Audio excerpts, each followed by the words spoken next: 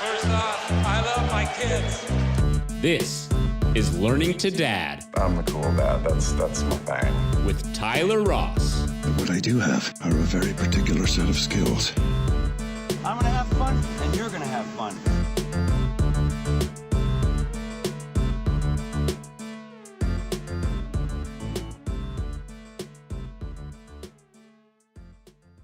This is Learning to Dad.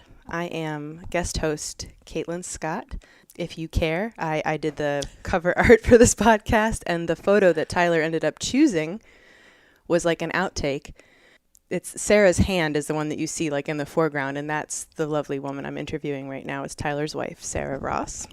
And today we're going to be talking about a topic that's really relevant to most women, and definitely me because I'm 5 months pregnant. But we're going to be talking about Sarah's experience with pregnancy, childbirth, and postpartum depression as well. But I wanted to start actually with your career. And can you walk me through like what you went to school for, where you went to school, when you met Tyler, when you guys decided to get married, and when you decided to have kids? Yes. Hi, I'm Sarah. I am the infamous hand in the Learning to Dad. It's so pretty. I'm so glad he chose that picture. It does look really good. My hand looks awesome in that It picture. was a total accident. My nails were done. They look so long and skinny. It's your wedding ring hand? So in my career, I went to college and I had no idea what I wanted to do. I just went to college because that's what you do. Mm-hmm. You go to high school, you apply for colleges, then you go. Went to Longwood University, loved it. And my sophomore year, I went to a psychology class. I thought I wanted to do something with psychology. I think a lot of girls think they want to do something with I don't know. I don't know. I did too. I mean, that's, I don't know. Maybe it kind of sounds easy. And everybody knows what that is. It's like, I think a lot. Yeah. I can talk to people. I'll help them with their problems. I don't know. I'll make tons of money. Like, that's what you do. And I had the best, scariest professor. I mean, I only knew him like 5 days because on the like fourth or fifth class that I took, he said, you know, I just want to start this class off saying today's the last day to drop out or of this class or of this major without getting penalized or charged for it. And I just need to be honest with you guys that unless you're willing to put in 15 years of hard, dedicated, expensive work, you're never going to make any money. Like he was like, you may as well be, just do something, like a waitress, retail, like something. He said, that's how much money you're going to make. Oh, and so I was like, all right. So I left. I waited until class was over because I am a people pleaser. But then I left and I sat and I was smoking cigarettes at the time. And I sat with my roommate, Ashby, and we sat outside and I was like, what am I going to do? And it just kind of hit me. I was like, I want to be around kids and I want to be a teacher. It was how people describe an epiphany. That's really kind of what it felt like. Yeah. Like it was like boom. And it felt awesome since I decided since then and love teaching. I can't think of, I had 1 year that a kid tried to stab me multiple times, a first grader. And so that was not a good year. Multiple times in one session or like throughout the year? He attempted multiple times. Yeah. And it helped. I worked with a lot of great young teachers that, they helped me laugh through it. Cool. But that's the only bad experience I've had in 7 years of teaching. And even then, like, it's just a kid, you know, you can't do too much damage, right? Well, mine was 6 years old. Yours, I know you with the older kids, they could get to you. Yeah. I also, for the audience, I was also a teacher for 5 years between the ages of 25 and 30, taught English, and my active teaching years, like being paid, were some of the best years of my whole life. The experiences leading up to doing it on my own were completely terrifying. And I remember one time I was in a high school class. And like interning, student teaching, right, those kind of things. Okay. And I ended up in a book closet screaming, like not screaming, but like talking to my, well, I'm sure they heard every word I said. And I think I called them assholes at one point, but I was with my mentor person, the person that was kind of like, the person that I would ask questions to, she was observing, and we went to the book closet and I was like, why are they such assholes? But after that, the job that I got in Warrenton as a teacher was just like one of the best things that ever happened to me. And I love 7th and 8th grade kids, and people look at me like, really? But they were my group. Like I felt like Everybody they had this. that. Totally. You've got a group. Yeah. I could channel that energy. Yeah. It's not for everyone. Definitely not. No. So when did you meet Tyler? So let's see. I got my first teaching job in Goochland County, the coolest school ever. If anyone from that ever hear this, it was seriously the best. Like Libby, hi. It was the best, one of the best teaching years, probably the top one of my whole life. And also I met Tyler, you fall in love and everything. How did you guys meet? So my dad grew up here in Northern Virginia. So my grandmother still lives here. So every holiday we come up here. So I've been here almost every Christmas, Thanksgiving, everything. We also, one of the Ayers family yearly traditions or holidays is Gold Cup, the May Gold Cup here in Fauquier County. And so we go to that every year. Tyler has gone with his friends every year. And we just met like you do. And so we hit it off. I was dating somebody at the time. It was kind of on the way out. That kind of like when you're 22 and the relationships just totally. kind of end, which we can get to later. Is like being married is funny that's not an option. It doesn't you don't just stop answering your phone. Well, I'm tired. Are you tired? Yeah. So, yeah. But Tyler said something, one of the it's got to be in a movie. I want to save it and sell it to somebody, sell the rights to somebody for a movie and a script he told me, he wrote me a little Facebook message. That's kind of how we communicated in the beginning. And a couple weeks later after meeting him, he wrote me a message and say, hey, we're going to my buddy Brooke Howard's lake house. We do this and that. Please bring a friend. I know you live with a few girls. And he said, but your boyfriend's not invited. And I was like, I thought that was sassy. That was kind of cool. It was sassy. I didn't go. Heartbeat quick and I didn't go. I didn't go. Wow. I was still dating the guy. That was nice of you. It was, yeah, I'm such a good person. You are. You're such a good person. Yeah. Wow. But yeah, Tyler is as good as a person as he seems right off the bat.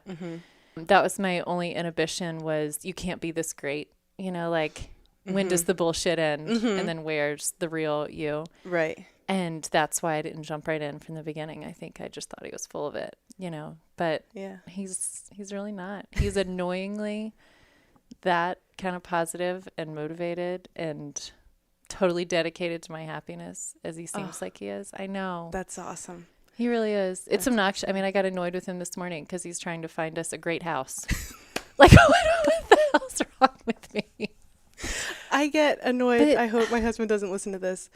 When he's trying to cook for me and make me things to eat, which is one of my favorite things to do, is eat. Okay. And he wants to know, what are you in the mood for? I'm annoyed is too strong a word. It's just I can do it, but I really can't. You really can't make it? No. Oh, you don't really know?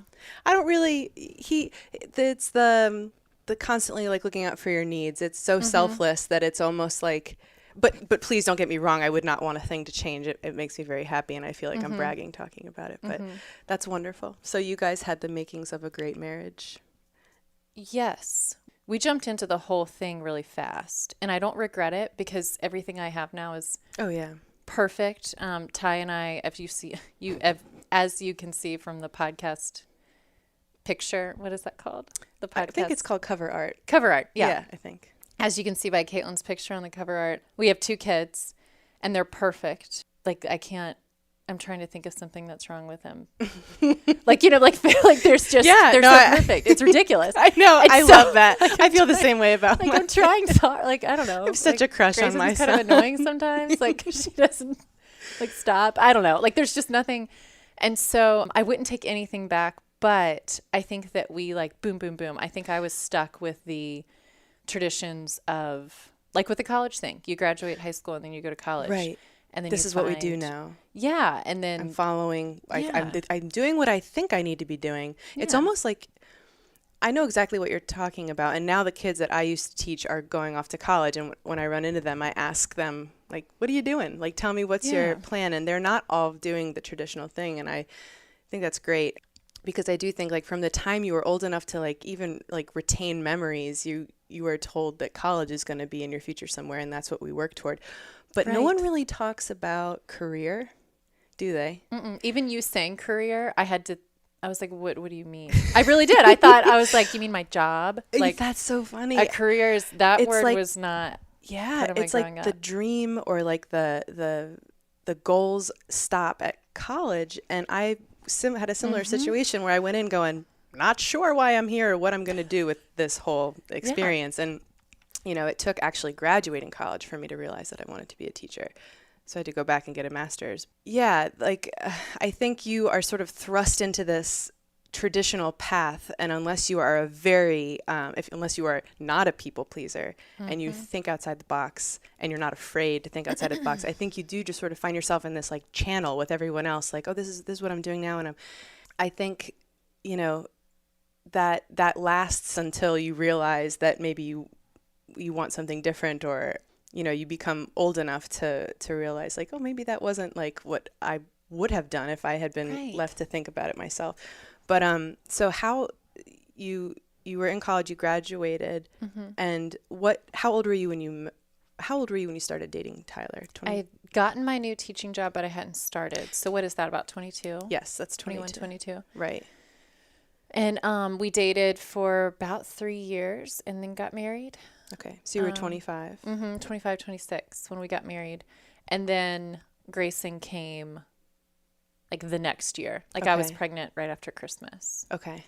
And How that was, and then Riley, yeah, this is the interesting part. Riley is the product of the following the New Year's. The 6, yeah. So Riley came, our little boy came 6 weeks, or he's the product of the 6-week appointment where the doctor tells you after giving birth that you can do, you know, you can work out, you can, you know, Have you can sex. Yes, you can do whatever you want, and he was that. So then he came.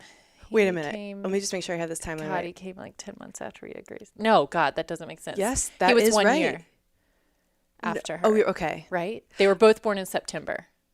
Oh, okay. So they're precisely 1 year apart. Right. And that's close. If you don't know, that's really close to have you're not kids supposed together. to do that. So that actually, you know what's cool is that actually felt really good.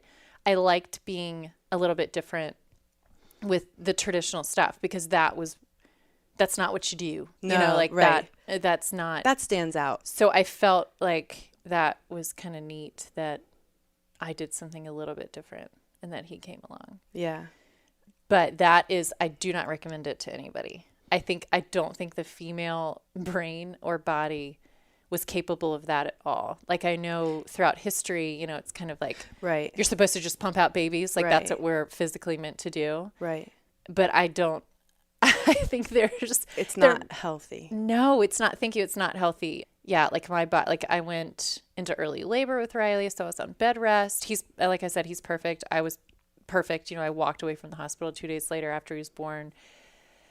But yeah, I went on bed rest and like my placenta wouldn't come out and I just kind of felt, and then the postpartum, I mean, your hormones, Right. like just what my body went through that is When everything crazy. when all is well, I feel like the hormones are pretty incredible. And like no one can really explain it to you. And I don't want to fall into the trap of like focusing on the negative of being a pregnant woman and a mother, because honestly, I'm in my second pregnancy and we were just talking about our kids and how, oh my gosh, like the love that you feel feels superhuman.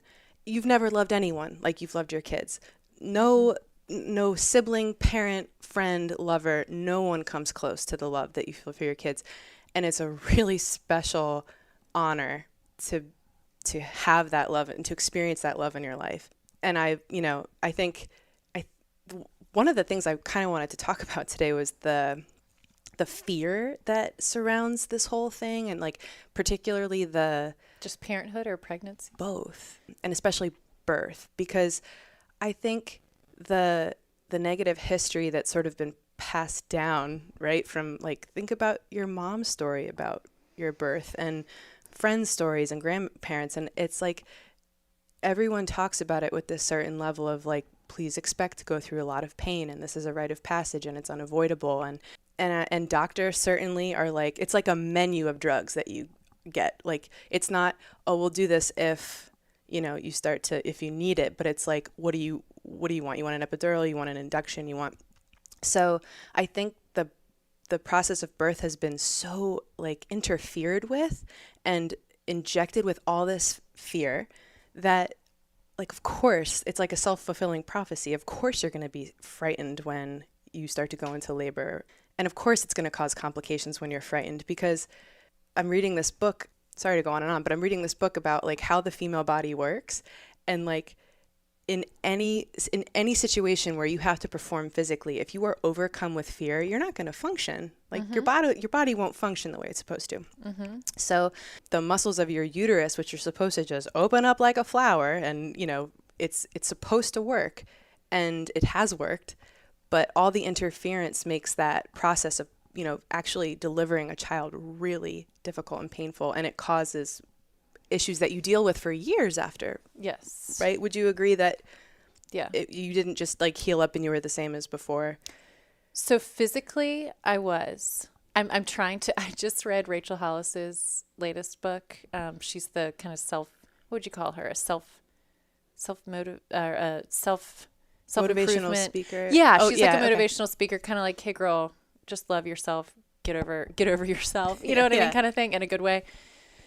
And she says, like, try to brag, like it's okay to brag, because it's not actually bragging. It's just saying how it is. And if it's good, that's just the facts, kind of thing.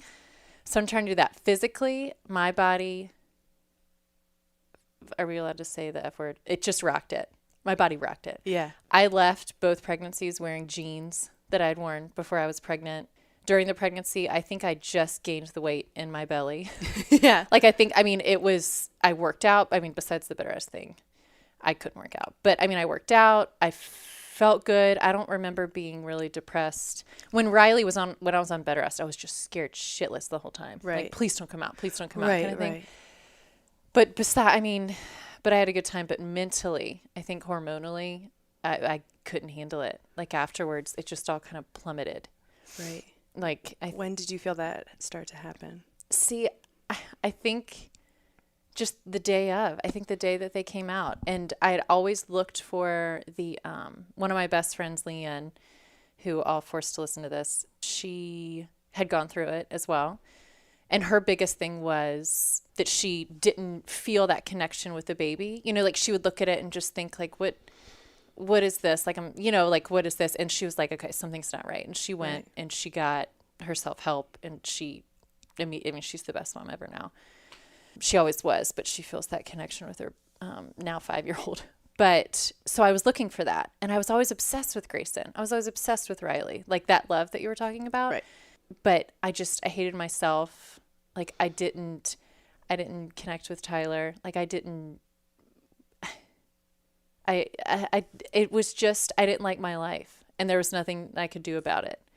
Like, I hate my house. It was just a hate of everything, not seeing the point to the day, not feeling a connection with anybody except your baby. Like, it was a little bit of the opposite. That like, is they were my only interesting. friend. Okay. Yeah. And so, in fact, last night we were at a party, and I was talking to somebody about postpartum, and she said the same thing. She was like, yeah, but I still love my baby. And I was like, please, that's not the only thing. Right. It's just if you're not happy with yourself, because life's awesome. Right. Like, everybody's lives, I think, can just be awesome. So if you're not liking it and you don't want to do anything about it, that's a problem. Yeah. So I guess postpartum depression affects different people differently. Did you, like, when you talk about that disconnect, did you almost feel like it was difficult for you to, like, function and do the things, like the tasks that you had to do? Like, did that seem like this insurmountable thing where, like, you're like, I don't even think I can stand up, or like the baby's crying, I'm not sure I can even go get the baby? I never felt that. I just felt super jealous of everybody.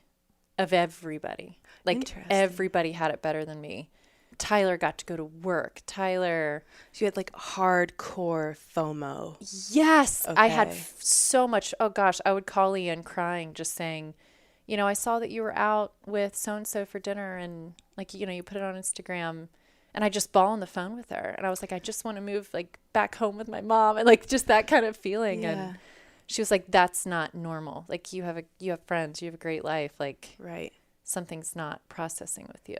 Did you have any, I suffered a little bit of depression during my 5th month of my first pregnancy. And you said that during pregnancy. It was so weird. And I didn't know that, but it's hormonal. Yeah, it was the real deal. And I knew it was because I felt like I was actually, this is not about me, but I felt like I was actually in a deep, dark hole that just kept getting deeper. And the light was getting further and further away and smaller and smaller. And you were all alone. And I was all alone. Did you feel all alone? All alone. With like self-loathing, terror that like my husband would leave me. I was horrible at my job, that I was a worthless human being with no value to anybody. These were like that was the voice in my head. So I'm curious to know, like, what was the voice in your head saying to you? That I'd chosen everything wrong for my life.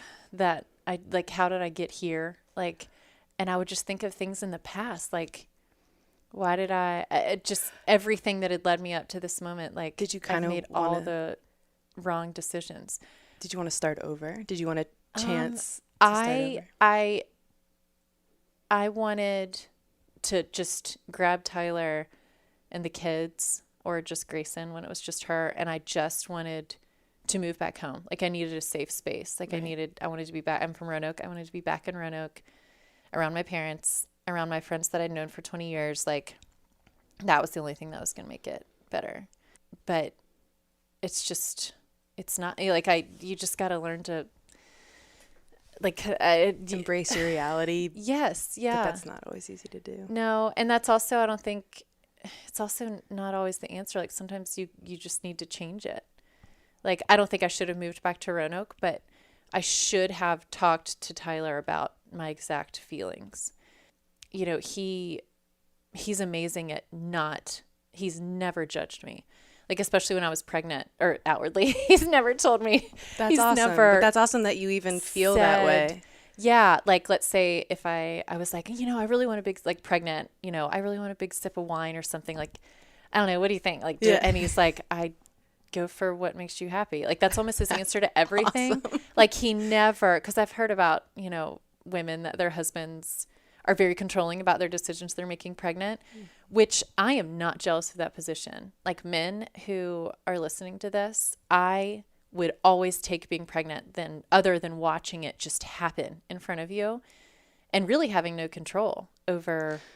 Right. Maybe that's Are you saying that you empathize with men because it's like a little bit, and with and I'm just saying this is sort of like a typical male desire to be helpful or to have some level of control with something that's so new and weird. Yeah. To not know what to do to help. Yeah. Tyler and I fell into a little bit of the 1940s, 1950s. He went to work and I did everything at home. Mm-hmm. And we both, I think, let that happen. I think maybe because it's like the traditional things, like it's just what you're supposed to do. It's what you're supposed to do, right? Like you're supposed to go to college. You're supposed to, and it felt right. And neither of you had an argument about it. So it just happened. Exactly. We just never talked about it. And, getting up, I got up every night and fed the baby every night, even when she was all bottles or he was all bottles. Like I would do it because I thought, he needs sleep. And again, the people pleaser came in me. And I think that's most women. I think we are such people pleasers because that's what we've been. I mean, for hundreds of years, we take care of shit. Like that's just what we do. Right. And instead of it being like a badass thing that we run what does Beyonce say? We run the world. Yeah. Yeah. Like we really honestly do. And I think instead of it becoming this really cool, powerful thing, instead it's, it's heavy. Yeah. And it's instead kind of like the sad thing like that we do. Yeah. And, so Tyler made all the money and then he would bring it home. And so much freedom comes with that, making all the money. So much freedom. That was probably the hardest thing. And I'd love to know how other women and men, whether it's the man staying at home or the woman staying at home, I would love to know how they handle the pride factor. That was a big deal for me, is for him to like hand me money. I just felt that felt like crap. And I don't know why. Like I now see it as Tyler went out to earn this money for us instead of him making this money and then handing me a 20 to go to Target with. Because it feels a little bit like a stereotype that, in your words, is sad, right? Yeah. Like, oh, that means that she can't. But it's like, but then when women do work, it's not like anything changes for the man. When a woman, a mother works, now she's just doing all the things. Now she's got 2 jobs. I'm feeling that. Right. Because you're not like cutting back on motherhood. You're still doing motherhood 100% with the exception of maybe some childcare in there. But you still have to be involved in their lives and know what's going on and who their teachers are and what their relationships are like with their friends and, you know, who's growing out of their clothes right now and needs new this, that, and the other. And when am I going to find time to do that while I also have a career that needs my attention? And especially teaching, where now you're a mother to like, how many kids? Because you do, when you love teaching, you do love the kids. Yeah, and you genuinely think care about them. Like I get now, maybe this is jumping, but those crappy teachers that you meet along the way. I know. And you're like, what an they're asshole. They're doing it right. Oh, Like they're coming and they're not really caring. And then they go home and they have energy for their kids. I get it. Like I think I'm going to be a crappy teacher. Another epiphany. I'm going to be a crappy teacher later and see how that works. But I mean, that's just. So did you recently go back to teaching?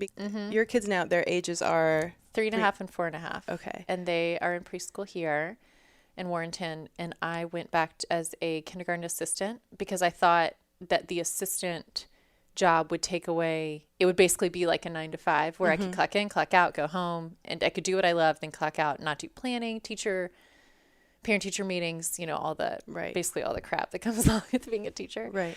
And it was the time. It was that I go from 8 to 3 that I got home. I don't have energy for the kids. There's no flexibility. The teacher that I work with is amazing. And like, if my kids are sick or it's a snow day, she has never given me a hard time about like, that's what subs are for. Just, you know, it's okay. But that's just not, I can't handle that guilt. Right. You feel like you've made this commitment. Yes, exactly. Yeah. Yeah. Oh, I totally feel that. Because I was a teacher when I was not a mother. So yeah, I mean, you're at it like, you know, balls to the wall. You're waking up early, you're going to bed late, and you can't imagine doing it any other way. And then when you have to do it another way, there's a guilt because you're reducing the energy and time and love you're putting into something that's important to you. Yeah, so I'm going to stay at home again next year. And Tyler is really relieved because, you know, I'm going to be more relaxed and the house will be taken care of. Like I see now, you know, I really want all the women listening and all the men listening too, to know that like, whether you feel like this or you don't, I want you to feel this way because staying at home and instead of how it used to be where I'd be on the couch and Tyler would come home and I'd have one of the babies or both and he'd say, "What'd you do today?" And I was like, "Well, I stayed in my freaking pajamas all day, but I did put the laundry away." You know, like now when he walks in, I'm going to be like, "You know what? I stayed in my PJs all day, but I did the laundry." Like now it's like this pride thing. Yeah. Taking care of a house is hard. It's so hard. Yeah. It's well, and with, yeah. It's a job to be proud of. And so if there are men thinking like, shit, I got home and Stacy just, you know, all she did was the dishes. Like, no. Yeah, asshole. She did your dishes. Like, or women. You have a clean dish to eat dinner off of. Or You the lucky women that bastard. felt like or the women that you know, that are staying at home and feeling bad. Yeah. One of my girls, Amanda, once said, we were kind of both going through like some, oh my God, why, like we had kids and now we're at home. Holy shit. What happened to our lives? Right. She, you know, she did this. It was funny, but it was also sad. She was like, it just feels like my day is breakfast, lunch, dinner, breakfast, lunch, dinner, you know, like, and that's what it is.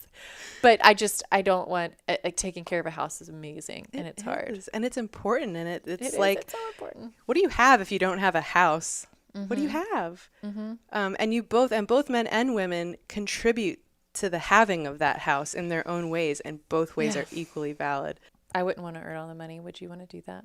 I've thought about that. And no, it depends on what my job was. If I got to photograph famous people like in a portrait studio all day, maybe. Sure.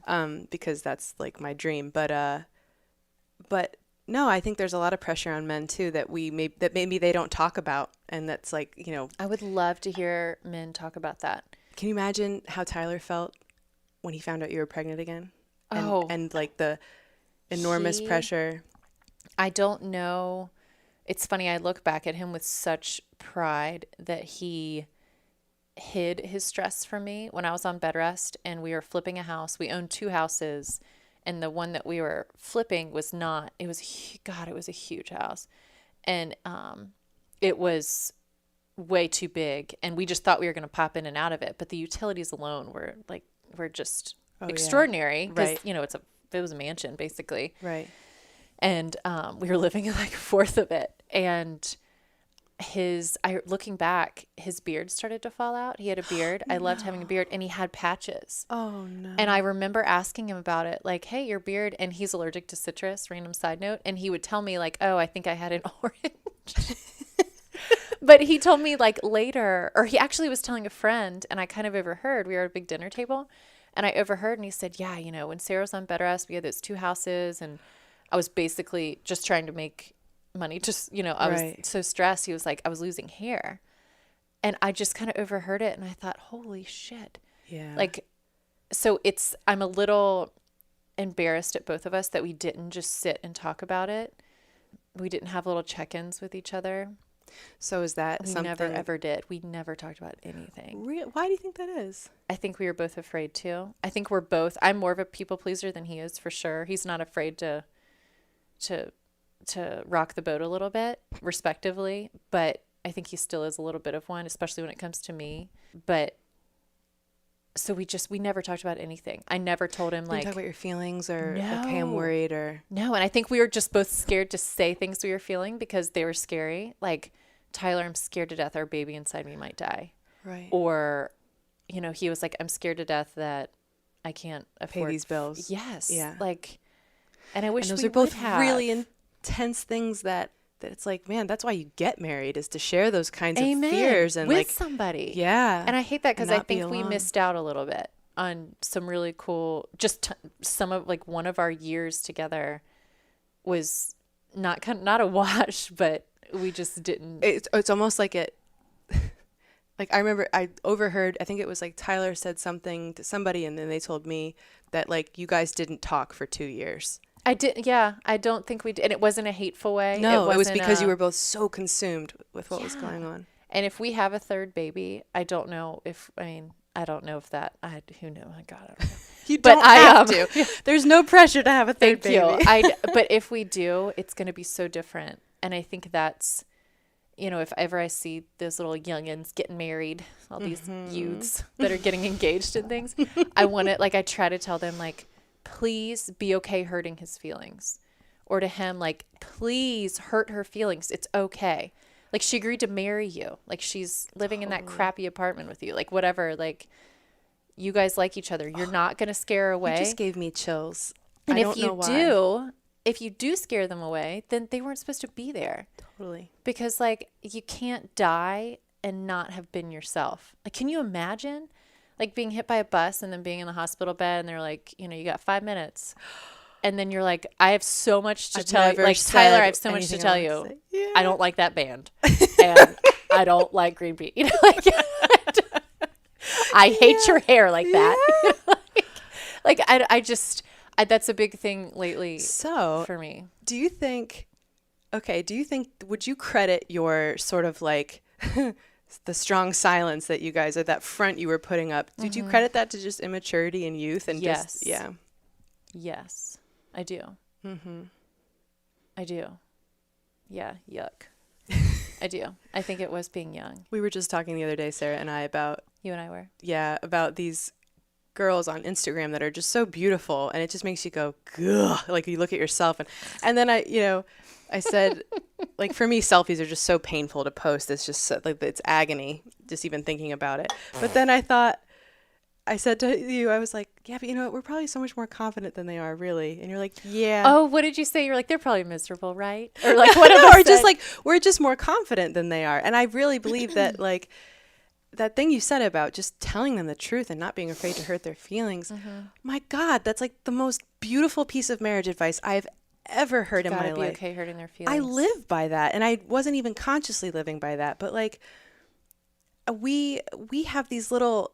Our fights now are so small and quick, and they're over so quickly, and we move on so quickly because we have made a habit of just being like, "No, man, don't talk to me like that," or "No, I can't." We're not doing it that way, or we just nobody just puts their head down and be like, "Well, I hope that he or she stops doing what they're doing." No, we talk immediately about what our beef is, and God, it's made us respect each other so much more. That's awesome. And it's a little uncomfortable, but it's hard. so Like a worth it. man and a woman. I think like any two people living together. I've lived with my maid of honor, my best friend, Adrienne. We lived together and it worked, but we had 2 bedrooms. Like maybe the people in the 20s, was it like in the 20s, the 30s, the 40s, Yes. they had the Before 2 little television. twin rooms. They had the 2 little twin beds. yeah. Well, maybe not that. I think the 2-bedroom thing might help out. But anyways, we worked it out. But just being roommates in general is hard. Being roommates in general. And then you've committed yourself to one person for the rest of your life. Like, it's kind of insane. It is a little insane, especially when you make that promise and commitment before you are like a self-actualized adult. Oh my God. Grayson has this body book. It's that somebody got her. It's like my body, we were flipping through it. And I eventually started to read through it myself. I learned so much about the vagina that I had no idea. Yes. The names of things. I've had one for 33 years and I didn't know half that I learned in this toddler's body. Well, it wasn't a toddler book. It was like elementary school, Did you just know the basic that body parts. We're calling it the wrong thing half the time. It's not oh, yes. It's a All the vulva. parts.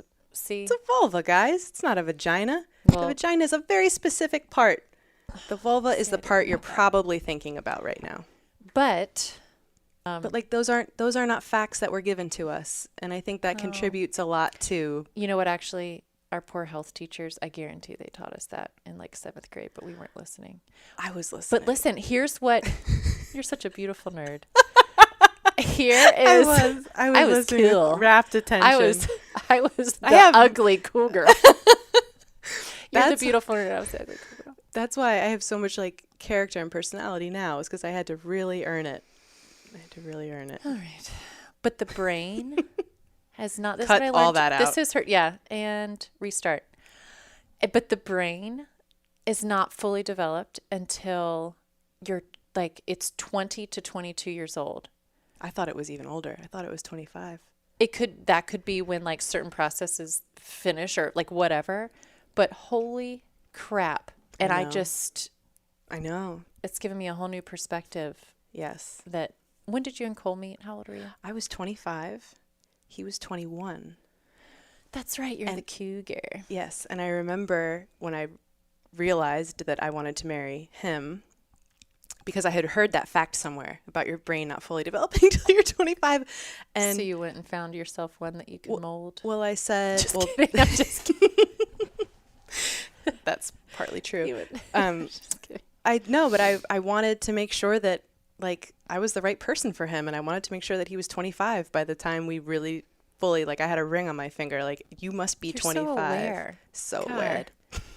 That's really cool. Well, I just loved him so much, and I knew that, if the roles were reversed and I was the young one or the one, pre-25, let's make sure this is right, and let's make sure this is really what you want, because a young man getting married, I think, is a little more unusual socially than a young woman. It always makes you cringe a little bit, doesn't it? Which part? A super young man getting married. A little, and I don't know why. Well, yeah, it's because their brains aren't fully developed, and it's man, this is a really major decision, and I want to make sure that I know it's right for me. I want to make sure it's right for you. So cool. And that was that was the rule I put down, and it worked out. And did you say that to him? I did. Oh yeah. Cool.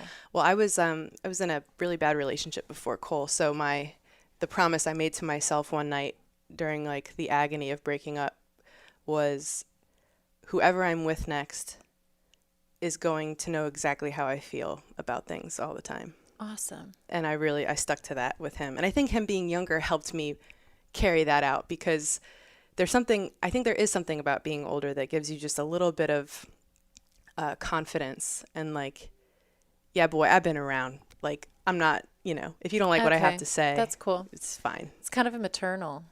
I never felt maternal toward him, but I did feel like super independent. Cool. From day that's one. Awesome. Like, I never felt like codependent with him. And I think that was good for me. Awesome. Yeah. Anyway, it's not about me. I had some like cool questions I wanted to ask you that I've been collecting for months. Just like, because I love interviewing people. The one thing You're good at it. I need to work on not talking about myself so much. But you're interesting. Thank you. But let's see. I had these questions and one quick thing, real quick. When did you start to feel better? Like, we were talking about postpartum depression. I wanted, just for women that might be going through it or are about to have a child, how did things like right themselves for you and Tyler? So I give Leanne in Roanoke, Virginia, I give her a ton of credit because she's never been afraid to hurt my feelings. And I think that's why we're such good friends, is she's the one that told me when I call her crying, like, this is not normal. Like, that's not a real problem. Like, that, like, you need to take care of this. You need to get, you shouldn't be complacent with this. Yes. You can't be complacent with this. And so I went to see a doctor, and she did, and here in town, and she did some blood work. And also they give you a little interview on a piece of paper, like a questionnaire, fill in the bubble thing. And it was really eye-opening to me that on the questionnaire, I started to lie. Like, and it was just for me and the doctor, and I lied on it. Like, it was like, it was like, if you thought about killing yourself, and that was no. I was like, no, I've never, like, I really, that never really crossed my mind. I think it crossed my mind as much as it does anybody. Right. Like, that sounds super morbid, but the thought has crossed everybody's minds before that. Sure. Not in an intense way, but just like, not in a specific way. Yeah. So, I mean, but things like, God, I can't even remember, but just like, are you generally unhappy? Do you hate the way you look? Do you hate your baby? That was a no. But it just all these questions I started to kind of fib on. And I was like, no, I'm going to be honest. Like, yes, no, I don't like the way I look, or I'm not proud of myself, and all this stuff. And so that was the most, I could have just used that interview for myself to look at it, seeing written down and think like, that is pathetic and that needs to change. But the doctor did blood work, and just looking at my questionnaire, she was like, I think medication could help. And I did try that. It's funny, I would recommend it to anybody because it got me out of the ditch. Like, it squared away my hormones that I felt normal again. Right. But getting off of it was really bad. It was really hard. Not really bad. It was really hard. I think I had to try like 3 or 4 times. I've never known what addiction is like. Knock on wood, I've never had a problem with addiction, but I know now why it's so hard for people, because I needed it. I get off of it, and the feelings would come flooding back. Like, I'd wake up and think, like, why did I choose this? Like, why did I choose this life? And but things you like that. had the consciousness to be like, oh, I know what this is. The third time I tried to get off of it, and the freaking difference was Tyler and I talked about it. And I was just really honest. I just talked to him like I would a therapist or a best friend. Like, that's what they are. That's what they are. We forget that, you qualify somebody as a best friend as somebody you feel really comfortable with. At least in this modern day, I think we can say that they, yeah. Like, people say, oh, well, your spouse can't be everything to you. Well, they can be, no, they can't be everything to you. They can't be your girlfriend. No. That's a different relationship. But they can certainly, for the love of God, be your best friend. They can be someone you could tell a lot of things to. Yeah. A lot of your inner stuff. Yeah. Like Susie and Leanne from Roanoke, like, they're my best friends because I've known them so long, and we're just sisters. But we told each other when we lost our virginity, and like, so like, we told them, I tell them everything, and we share toothbrushes when we go on trips, so we're best friends. But you think about, so like, that's what, but then you think about your husband, and you're like, we made people together. Like that, we own a house together. Like, that is a best friend. We sleep side by side every night. That is a best friend. Yeah. And I think that we forget. But yeah, I think that is a fine line. They can't be your girlfriend. And I think that is something I'd love to talk to men about, is what that's like, to like how they feel like the friendship factor should be between like, them and their wives. Like, I don't know what I'm getting at, but like that you have to sort of you have to be ready to put your judgment aside when someone tells you something vulnerable. Like, yes, talking about depression is not easy to talk about. Talking about fears, talking about all these vulnerabilities. I remember feeling like one of my big problems with my depression during my pregnancy was like feeling like, and I don't know if this was perceived or true, but feeling like my husband would judge me for certain things that had happened at work, and like feeling completely crippled, unable to talk to him about it. And I'm like, I'm just gonna, like the fear of him being like embarrassed for you. Yes. Or, disappointed in me. Disappointed, yeah. Like, what do you mean that happened? How could that have happened? So I remember thinking, I'm just gonna push this down. Like a freaking trash compactor. Yes. Just keep it in, push it down. It's going to go those away. get full. Oh man, it got full so quick. No matter how, yeah, it gets full. That's why I use that whole analogy. You're exactly right. Like it'll fit for a while. Yeah. It didn't take long for me to feel like I was completely losing my mind. And as soon as I started talking about it to people, like multiple people, like it wasn't healing me right away, but I finally I just got down the line, like mom, mother-in-law, husband, sister-in-law, girlfriends. And then finally I got to these 2 girlfriends and I told them like, I'm having major problems. I think I'm depressed. I hate myself. I can't tell Cole this, that, and the other. And I decided to not let any of my shame stay hidden. And I dumped everything on them.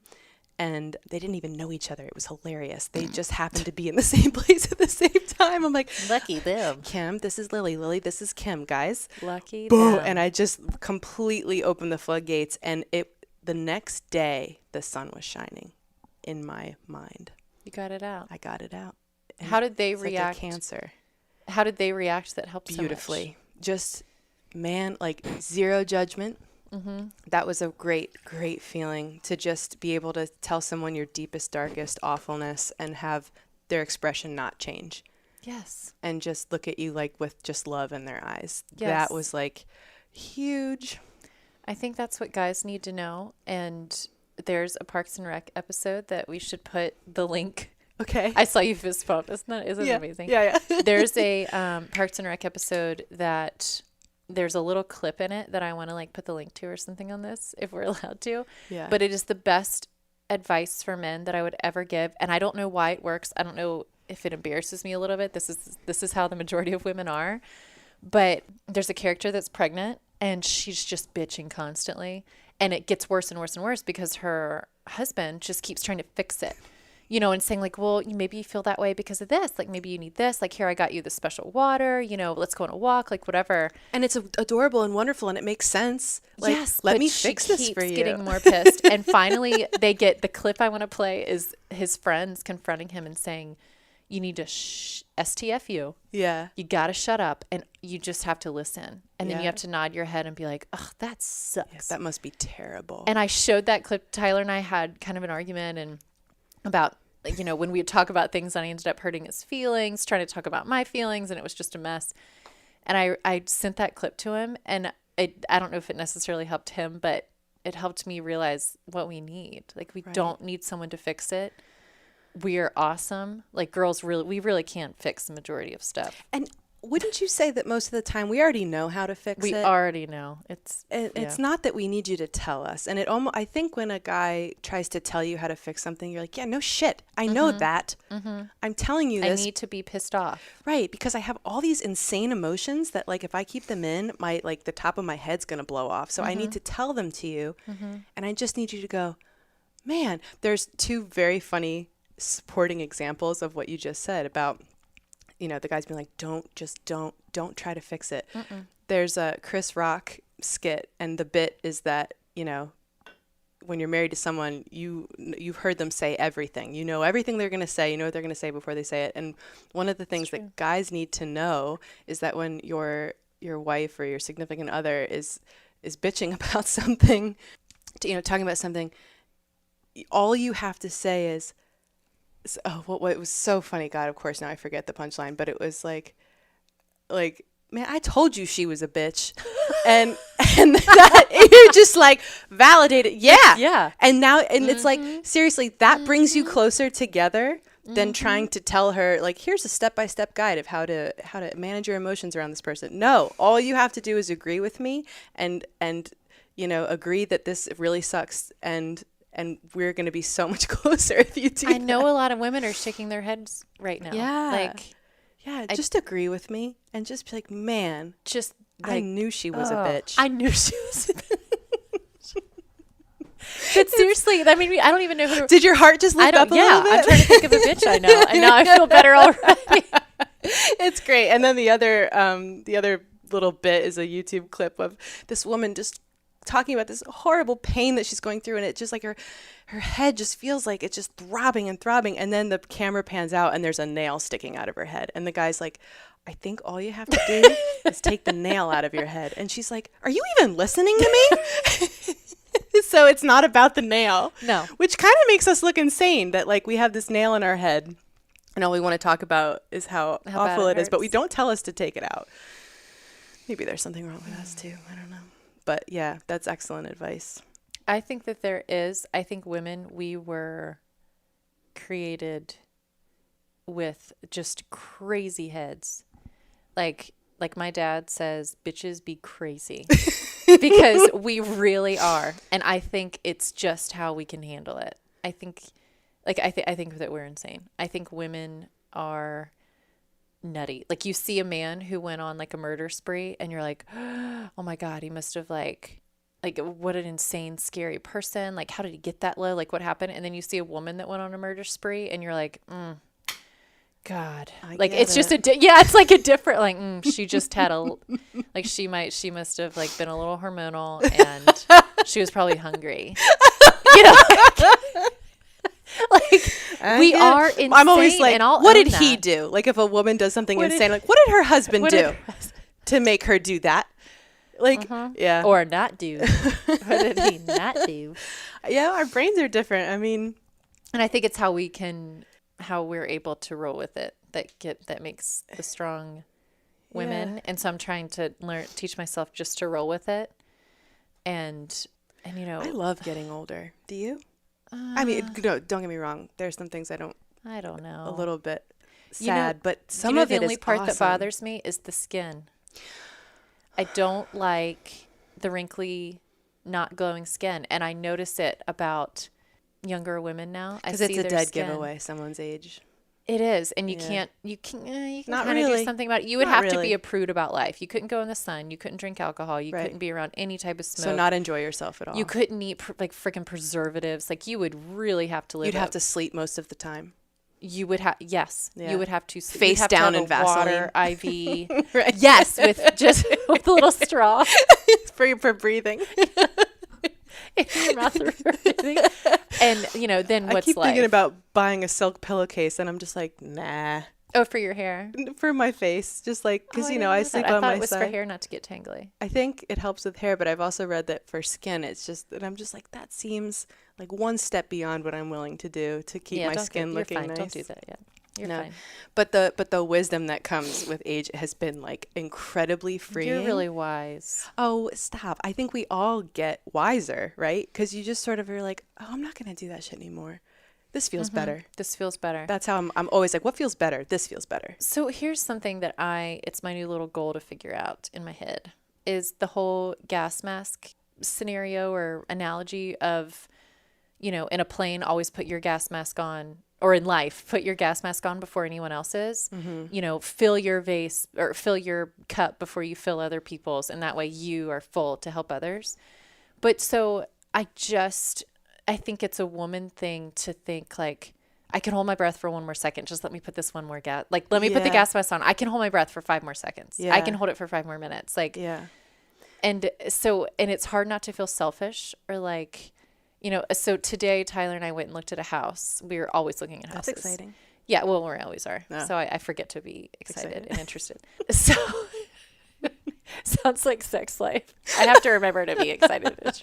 And so, so we go and look at these houses. We looked at one today, and Tyler's dying to have land, to have a creek, and have, dirt under his toes and everything. That, yeah. Mm-hmm.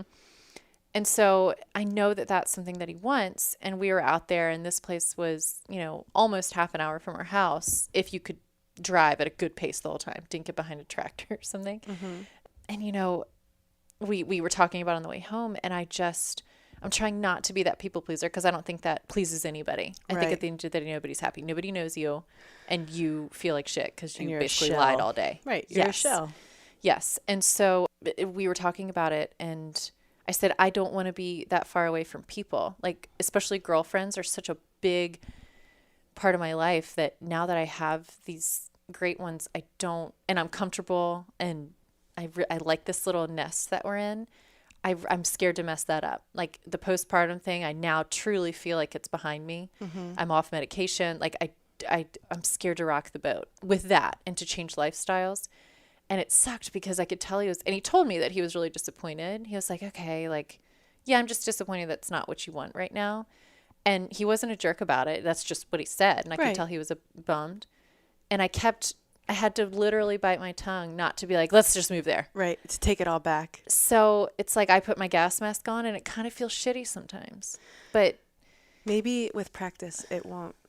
Yeah. And I mean, we have, I like our house now, and we have a good life. It's just, what is that line between like taking care of yourself so that others are happy? Like the whole, if mommy ain't happy, nobody's happy, is true. Because like I said, we're crazy, and we make it known when we're not happy. Well, the problem is, see, here's the problem with being a woman that doesn't put her gas mask on, doesn't speak her mind and say how she feels about things, and, speak up and put her voice out into the room, right? And like, listen to me, look at me, right? Mm-hmm. When you don't do that long enough, the crazy accumulates. And you can reach a breaking point that is really damaging to yourself and to everyone else. I mean, men certainly typically don't have this problem of, maybe I shouldn't say that, And like, are you really hurting anyone by speaking your truth and by saying, you know what, I don't think that's going to be a great decision for me? You're actually preventing a lot of hurt. So it might be uncomfortable in that moment. It's like, oh, I think I just disappointed him. But ultimately now you don't have to be disappointed in the long run, for the long term. I think about that. I visualized us out there, and Tyler doesn't want a sad wife. He doesn't. No, and you'll find line. I think you got to realize that you're going to find something that works for both of you, because that thing exists. It's out there, and you're going to find something that works for both of you. And then, oh my God, how great that you don't have to suffer living somewhere where you're not happy. It's not like conducive to your personal needs. You're allowed to have needs. And that's tricky about being married, is the just where to live in general. Yes. I have friends that live, all around the country that one spouse just doesn't like it. Yeah. And I just wonder. I know that a lot of people live in two different states because they each are like, this is my job, this is where I want to live. This is my job, this is where I want to be. Mm-hmm. And they decide to stay together, but they're not really together. That is like incredibly common these days. It's okay for it to be really hard. I think the answer is different for every couple. And as long as you keep talking and you're going to find something that works for both of you. It's just a constant compromise. Mm-hmm. But I think the line is where it starts to affect maybe your mental health. Like if you lived somewhere far away from people and isolated, like that word isolation, you're like, nope, that's on my no list. I can't have that. So yeah, like being self-aware and talking, and you'll find a compromise where you're both happy. And you got to be yourself. Or mostly happy. You got to be yourself. Hell yeah. My girl Erin, who I'll also make listen to this, she told me awesome advice. We were just kind of talking. Her and I are both, we love people, and we love making sure that other people are happy. and we're both a little bit of a chameleon in groups of people. Like we're going to form to what that group of people. Oh, this is a loud group, so I'm going to be loud. Yeah. Yeah. This is a quiet group. These girls are really polite. They're quiet. They're all probably virgins, so I'm not going to talk about it. And so I'm going to keep my mouth shut. And she said something really cool that I remind myself. I've even put on one of those little boards like that, you know, if you're a girl, you have to have, or you're a loser. The velvet boards with the plastic letters. Yes, I have. Yeah, they're all over. Yeah, you have one. I do. Cool. I do. And I put it, but she said, she was like, "You've got to be yourself, or nobody knows you." Then It's so sad basic. would that be? Well, but for it's nobody so to basic. actually know you. But our behaviors are so like conditioned in this crazy way to like bend over backwards to make people happy that you do start to forget like or get basic approval. basic truths like that. Okay, well, now nobody knows you. It's really hard for someone not to like you. But I feel like I know you. no, yeah, you do. I feel good. You don't feel like you have to be different around me, right? No, not you. Because you I really don't. You make me laugh. You make me laugh. You make me laugh. You're so much Well, and you fun. talked about your nipples within like 5 seconds of us meeting, and so I felt like, all right, we're under the clothes already. But I did. But I mean that is a joke. But also, you were open. You were open, and so like, it's not. It's more fun to be open. It's really easy to be yourself. Because then you just around weed people out like the you. people that you don't really want to be around anyway. That's how I feel. And I Yes. man, I think I take after my mother. I am not a people pleaser. I made a commitment, so I'm going to do this for this person because I said I would. So I'm not. I'm not a I think dick. that's being a good human. Right. But I am not like, man, if I did that, it would really ruin my day or make me uncomfortable, but it would make them happy. Not going to do it because I just don't. I don't enjoy pleasing people in that way. It takes so much out of me, and I enjoy pleasing myself, and I've been so much happier since I decided to do that. And I'm surrounded by people and interact with people by choice. I think that's why people are happy around you. It's easy to be happy around a happy person. Because I love who I'm talking to. I love the people that I've Exactly. decided to keep in my life.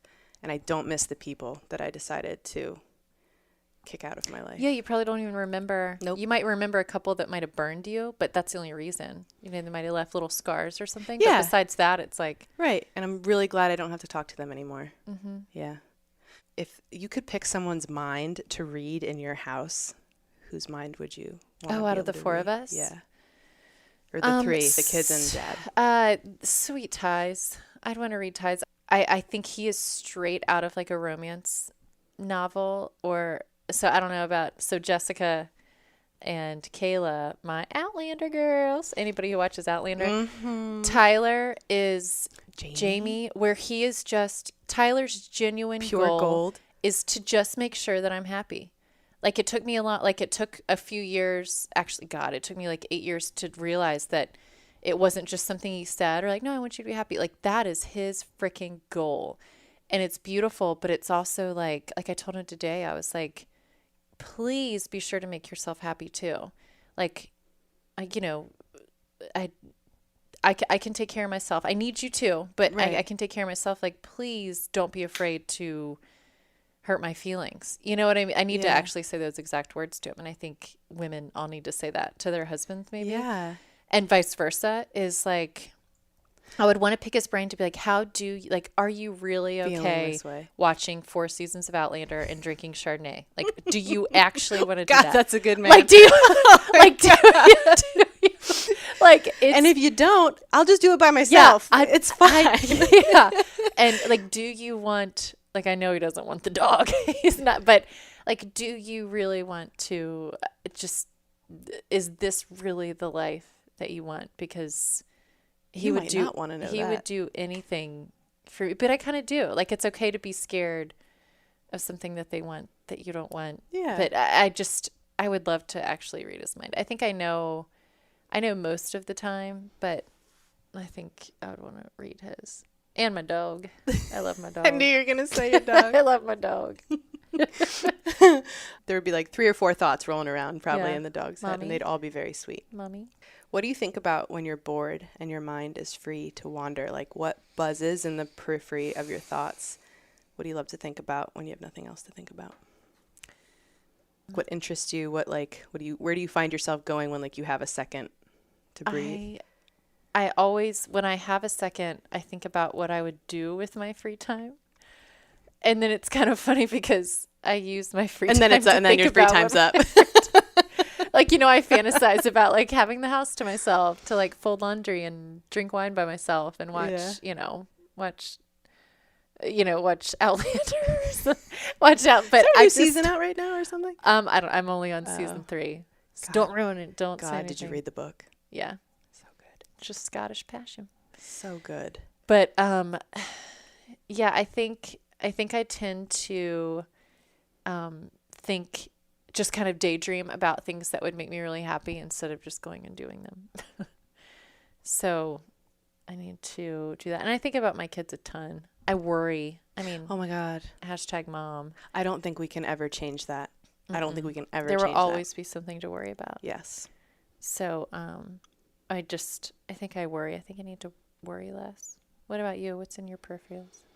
Well, like when I'm alone and I don't have anything that I have to be doing, which I know is going to be a total like fantasy once I have a second child, I will not have free time the way I have it now. Don't say that.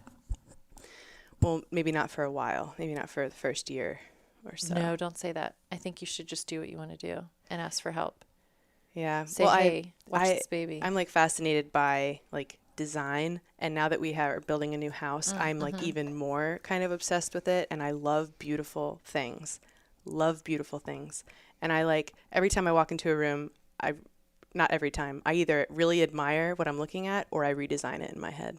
Change the wall color, change the carpet, change the furniture. It's weird. Cool. Yeah. So that's kind of what you do in your head?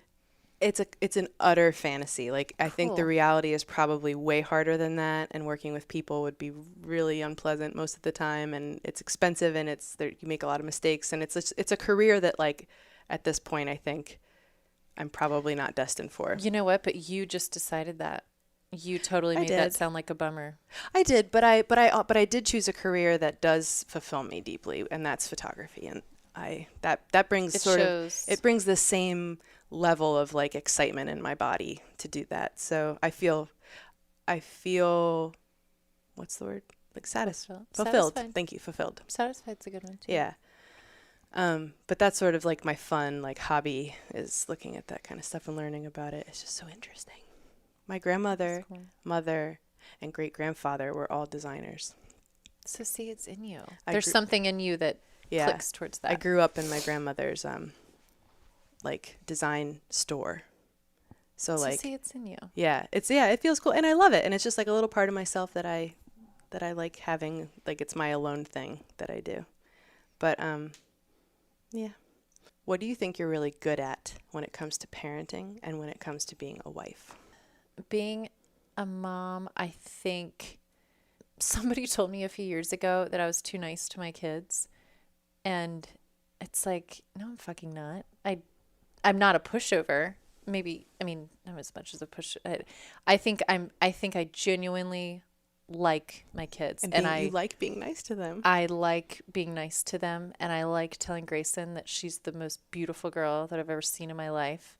And that Riley is, the smartest, cutest boy in the whole world. And I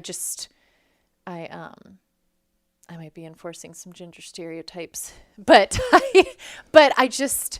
I think I'm really good at just over loving them a little bit. And anybody that judges that, like, fine, go home and slap your kid again, but I'm not going to do that. Actually, Don't do that. Yeah. I don't want you to do that.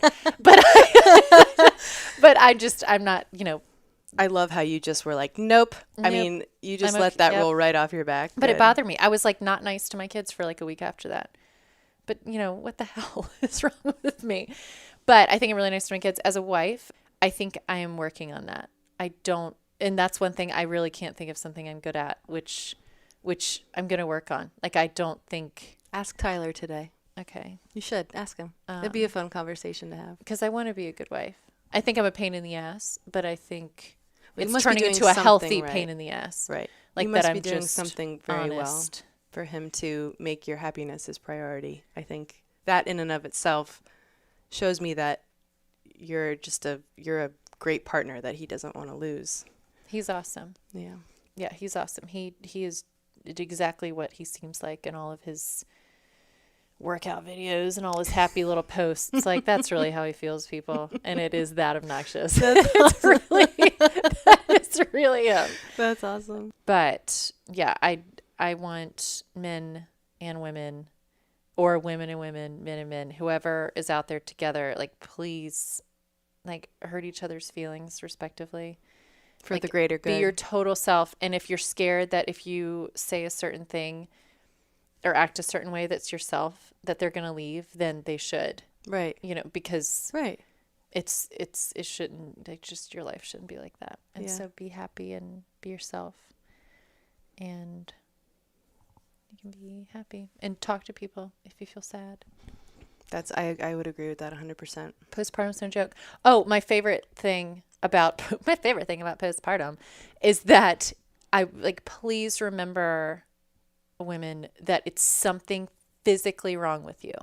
It is not that you couldn't handle it, or that you are not a good mom and you weren't that you weren't meant for it, or you forgot to read the books, or that you're just too tired, or you're not a good wife, or you're not in shape enough to do it, or you're not pretty enough to do it. Like, the sadness that it seems like generally starts to just become with after you have a baby, it is physically wrong with your brain. It's not that can be fixed. Yes, it's something wrong. It's like a broken arm. It's not that. Right. It's the exact. Nothing you should try to hide. Would you ever try to hide a broken arm? No, exactly. Never. You go get help for it. Exactly. So please treat it like that, because that's what it is. It's not that you can't handle it. Right. It's that you physically can't, and right. you have no control over that. Right. And you shouldn't have to live with it. Yeah. And there are people out there to help you. Yeah. Well, that's great. Thank you for a beautiful interview. I Thank knew you. it was going to be good. Thank you. That felt really nice and natural. Yeah. Learning to Dad with Caitlin and Sarah. Yeah. Hopefully more interviews with women to come. Mm-hmm. All right. Peace out. Bye.